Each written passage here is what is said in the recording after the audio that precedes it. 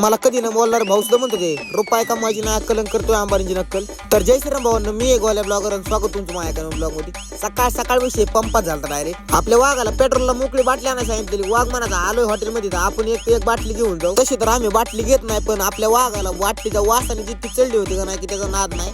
वाघाला मोकळी बाटली आणायला सांगितलेली. वाघ म्हणायला लागला अरे मला मोकळी बाटली नाही, भरलेली बाटली बघूनच मला डायरेक्ट वाकाय आली. मला पहिला म्हणलं तू इथून चल, मग काय डायरेक्ट माऊला पेट्रोल पाजा गेलो. माऊला पेट्रोल पाजू मी पार भिका लागलोय, पण माऊ काय पेट्रोल खायचं कमी करी नाही. मामा घरी आल्याला म्हणला गोठ्यातली गाडी बाहेर काढ, आपल्याला दार काढायची. अर म्हणलं आता नाद राहिला गाडी. मामाला म्हणलं गुर्र फिर सगळं इकून टाकून डायरेक्ट ड्रीम इलेव्हन पैसे लावू. आमचे भाऊ मला तिकडून म्हणायचे रुपये कमवायची ना अक्कल करतोय अंबानीची नक्कल.